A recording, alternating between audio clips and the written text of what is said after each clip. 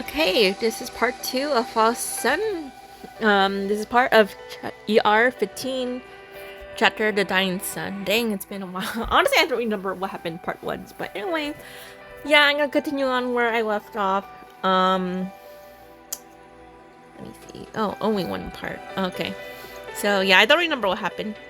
So, yeah, I apologize. So, yeah, but I only had time to do one recording right now. I'll do some more tomorrow, but I can only record one part. So anyway, only survivor. Oh, okay, free meditation room. Okay, Corona Gene. Cammy mumbles the peculiar term, his expression momentarily growing distant and unfocused. Cammy? Huh? Oh yeah. Oh, good, commandant. With a reassuring flash of his characteristic smile toward you, Cammy hurries to catch up with Asimov, who's already making moves to leave. Oh, hey, Asimov. So, the mind turbulence I had during the adaptation, did I mess with my combat data at all? Like before, as long as you remain conscious, the only side effects will be the usual mind pain. However, Asimov stops in his tracks and turns to fix his gaze on Cammy. Oh no, this is not a good sign, is it? Don't think your intentions are unclear to me, Cammy. You're operating under the assumption that as long as you don't hit your limit, you can simply push through. Oh, wow. I swear, I don't know, for some reason, like, I don't know, I've seen this with so many, like, characters going, you know, etc., where workaholic and they like to push the limit, like, oh my goodness. Can we can we have some, like, more characters where they're not, like, workaholic? Like, and, like, they like to push the limit? Who? Me? Nah, I wasn't thinking that at all. Then let me warn you one more time. Acclimating to a new frame and stabilizing the chronogene and adaptation both require time. I had no interest in whatever phantoms appear in your false nightmares, but I also had no interest in watching a frame I meticulously engineered perform suboptimally because its operator refuses to acknowledge his own limits. So, drop the act. Nightmares? Huh? Are they really just nightmares? Ever since adapting to his new frame, he's lost count of how many times this has happened. The dreams are always largely the same, and they almost always involve them. He can't wake on his own. Only when Kelly establishes a connection does he surface. The fun warn those who follow, yet history repeats the sorrow. A gentle tap on his shoulder returns into the present. If something's eating at you, you could talk to me about it. Oh? Nothing like that. Don't go worrying about me now. Kelly, I got this handled. The words pulled Cammy briefly from the heaviness pressing down on him, but it passes for easy conversation. Your usual written intact, but underneath, you both feel the charged silence between the lines, the things left unsaid. Cammy's far from fine, but he's not ready to let that raw, guarded part of himself bare. Not yet. A saw creaked and interrupts a moment. The door swings open. Asimov, who'd only just left, has returned. Asimov? Urgent communication from Commander Nicola. The meeting scheduled for 2 hours from now has been moved up. You're both to attend immediately. Oh, great. Okay. Asimov points to his terminal. And Cormo's asking me about Cammy's frame adaptation status. But if I recall correctly, those reports were to be forwarded directly to the team captain. Yeah, about that. Didn't the commander stress the whole mission confidentiality thing earlier? Anyway, sounds like an emergency, right? Let's roll. We should all hand over together. Kelly takes the lead, striding ahead of you and Asimov. Oh my god, Cammy, why?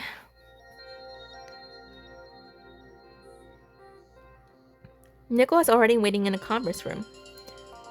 Everyone's here. Nicola's eyes settle on Cammy first, examining him with an objective scrutiny, then lingers on the frame, a relic of an era long past, now reborn. In terms of appearance, it's identical to the frame design EZ, submitted to Babylonia back then. I don't remember what EZ, which character has EZ frame.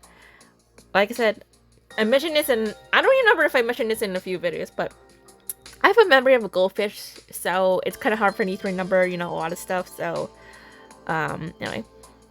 As for the other adaptation parameters, silence hangs for a moment as Nicola considers. When he looks up again, his gaze finds Asimov. Combat performance meets baseline standards. Mine, recovery, however, is progressing slowly. So the corona gene underperformed. No, if anything, it overperformed. I since gathered substantial information regarding the corona gene, solar essence, and the EZ military base itself. When I was brought in to assist with the adaptation process, these details were exactly front and center. What is the corona gene exactly? The corona gene was originally developed as a vaccine-class biological product, a genetic enhancer, technically.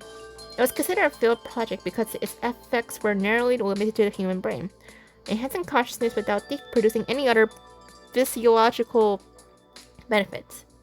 However, after the punching virus outbreak, additional properties were discovered. According to the final files from EZ, it could be refined for individuals who had received the injection into a substance similar to what we now know as the immune serum, and that refined substance was the designated solar essence. Oh my gosh, I can't talk today, sorry. I had no idea. It's efficacious. I don't know how to pronounce it. Oh my goodness. It was notably inferior to modern serums. Hence, it was never pursued for mass implementation. The corona gene was detected in Campbell's biological tissue upon his arrival at Babylonia, when he was still human. Does it also affect the mind?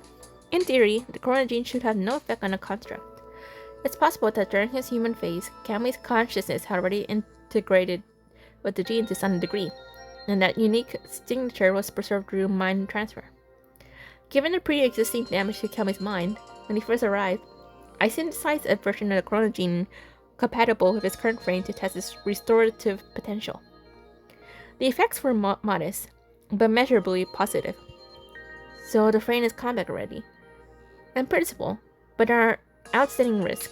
I mean, of course, there's always risk when it comes to a new frame. Like, while it facilitates partial mind recovery, it also produces an unintended side effect.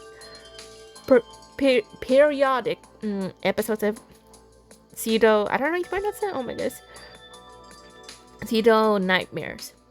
I've attended multiple interventions. None has successfully mitigated the destabilizing effect of the corona gene on his mind during these episodes. Two hypotheses remain. First, the authentic corona gene may require a specific artificial intervention protocol to stabilize, but that data was never archived at Babylonia, only at EZ. And the second, Kelly may not be a perfect match for the corona gene, preventing complete integration. According to EZ's archives, individuals with perfect compatibility could undergo a metamorphosis through genetic enhancement and accumulated solar essence, which the records term golden sun. Theoretically, such individuals would possess a sufficient mental fortitude to suppress this rejection response entirely. But at present, we lack the means to determine which hypothesis is correct. Golden sun. Do you remember something, Cammy? Asima watches Cammy carefully. It's quite quiet, but unmistakable. It's a little better than before. I can remember some of the basics now. The ESA archives do reference solar essence, without physical samples. However, I'm looking for theoretical reconstruction based on our documentation alone. It seems the corona gene is having at least some measurable effect. Asima makes a few notes on his terminal. So the frame's good to go for field deployment, yeah? Cammy leans forward eagerly, eyes riveted to the assessment report on Asima's terminal. If the frame's combat ready, then Commander, I'm formally requesting approval for my solo retrieval mission application, the one I pitched before.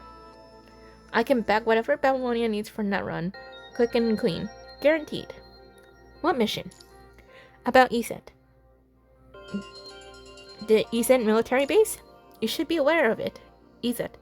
FOS's affiliated installation, a hatchery for humanoid weapons, by design. It's also where Kamui was sent from. So, EZ is connected to Chronogene, then? EZ was the first official test site for the Chronogene modification. The archive designates it Project... Oh wow, okay, Barleycorn. Kamui, when he was human, was one of the modifiers produced there. Oh? Years ago, EZ was overrun by unknown corruption on the surface, resulting in total personal loss. Kamui was the only survivor, recovered in critical condition, and transported to Babylonia, where his consciousness was preserved. I'm wondering how, Knuckle if how Kamui will play a part in this, but maybe we get more of him in when Kamui gets a new frame, but like, when is that? Because I already saw the new frames, and like, I'm trying not to be so disappointed, to be honest, but like, yeah, no new male frame. I'm sad, but whatever. Okay. During that window, Chrono intercepted a batch of consciousness data through special means. Kamui's was among them. His damaged consciousness was then placed within Kamui's mind. Oh? So the mission target is... After we lost contact with the FOS starship, we made repeated attempts to restore communication. In the process, our analysis indicates that been maintained persistent. Close contact relay with the vessel in the past. It's possible their equipment retains the capacity to establish a direct connection. I thought we could already detect the starship's signal? Detection is not communication. We can confirm its existence from a single directional vector. We cannot establish dialogue. So something even Babylonia can manage. Might be possible with some old surface equipment? That's one of the objectives. The second one... Why am I worried with the second objective? Kamui draws himself up. Attention sharpened focus on Nicola. In this case, anticipation mingles uneasily with worry. Not long ago, Babylonia receives a distress signal. The terminal chimes softly as the information sinks to everyone's screens. Signal sender? Is it? That's impossible! Babylonia's archives say that place should be... Years ago, Issa sent a distress signal to Babylonia reporting a massive corrupted assault. Afterward, they dispatched an escape pod with only a severely wounded Kamui inside. Afterward, Babylonia attended to repeated contact. No response. FOS deployed surface teams, but Issa was gone, vanished without a trace. However, 3 days ago, we received this. Issa was under attack, requesting Babylonia's support. What? Now? Like, what's going on? Intelligence have repeatedly verified the data signature and equipment identifiers. They do match EZ's original archives. In subsequent communication, they explained there was a misunderstanding. Years ago, they sent you to Babylonia, not as an escape pod, but as a messenger to request reinforcements. When the signal was lost and no help arrived, they assumed Babylonia has rejected them. They relocated to survive. They claim most survivors persist as constructs through crude modifications by our standards, sustained by some residual solar essence. Furthermore, according to them, ESA's Project Barleycorn succeeded. The Golden Sun remains active on the surface to this day. Can we verify their identity? Not with absolute certainty, but the signal originates from ESA's authorization protocols. That much is confirmed. Then why now? Why reach out to us after all this time? That's what I'm asking. Reportedly, the old EZ site is under attack by an agent. With their limited capabilities, they're seizing this opportunity to request Babylonia's assistance. How? Scouts dispatched to investigate the area have confirmed evidence of agent activity on site. The communication device remains inside the EZ base. That is almost certainly what the agent is targeting. If we lose it, we lose our only lead to the FOS starship. We must retrieve it quickly. If there are genuine survivors in that base, and then if the residual solar essence they describe is real, then those are resources we cannot afford to abandon easily. I still want you to do this alone, Commander. Can you not? Why? Then give me something solid, reasons and assurance. Nicholas stares at the terminal, still weighing his options. Babylonia's got almost nothing on East's eternal layout, but I do. What I have recalled so far, anyway. The place was built tight for solo mobility. Sitting in a squad that's never seen it, that's just asking for friction. If you're worried about my mind acting up, Asimov already confirmed it won't mess up with combat performance, and I recalled enough basic intel on Isa to operate in this mission. I forbid it. I go for you. Okay, can we? And the communication device? Since it's Isa's classified intel, no outsider's gonna walk in and spot it on the first pass. And if that signal's real, if there are really people still alive in there, I'm the best person to talk to them. After all, I was the only survivor back then. Asimov, your assessment? I can go with him. Together, we would substantially improve the operational safety margin. Yes. After a moment's further contemplation, Nicole reaches his final decision. Tell me a Strike Hawk. Your free adaptation procedures are suspended as of now. Begin immediate preparations for surface deployment. Commandant Kelly will accompany you into the ESA's facility. Primary objective: recovery of the FOS communication equipment. Why? Commander, I object. Well, I object you going alone. Camille furrows his brow, clearly displeased with the outcome. I promise you, I'm capable enough to earn your trust on this. I can handle the risk and the responsibility. All of it. By myself. Babylonia can afford another loss. Yes, like, I agree. Like, too many losses. Oh my goodness. Not another person. Not another combat asset. Every single one of us may be the difference between survival and extinction. Furthermore, ESET was a military subsidiary of FOS connection protocols between the base and FOS personnel were standard procedure. They were not maintained after the outbreak. But, according to the assignment and rotation protocols, my designation was theoretically mapped to Kelly from the start. Precisely, which is why this configuration is optimal. We need someone who knows ESET, and we need someone who carries FOS clearance. Together, we're the complete package. Kelly, what's worrying you? You've already noticed the conflict turning inside Kelly. It's just... You don't trust me? That's not it at all. I trust you. Of course I trust you. It's just... That's my unfinished business. How could I drag you into it? Oh, Kelly. In the end, Kelly saw the words. Military reconnaissance has swept the area repeatedly. Apart from suspected agent activity, no high threat signatures have been detected. ESA's internal structure is narrow, unsuitable for squad tactics. Chrome would deploy with Strike Hawk shortly after insertion to provide guerrilla support nearby. If you encounter anything anomalous, request backup immediately. We are on a timeline, Kelly. This is the most efficient configuration available with all factors considered. He hesitates, caught in a brief and eternal struggle, fighting on a desperate desire to search for the perfect solution, the one that keeps everyone else safe. I accept the mission. I'll go prep right away. I believe in you, Kelly, but if anything goes down out there, I'm first in. I'll keep you safe. I trust you, Kelly, of course. Fighting for Babylonia and humanity is my absolute duty, no matter what. Besides, perhaps he did see a way to clear away the mist entirely. Amid the shadows of the past, he cannot quite grasp, in the future he now rushes toward. If they're really out there, the survivors, if they've been waiting for someone to come back, I swear, I'll give everything I got to bring them back.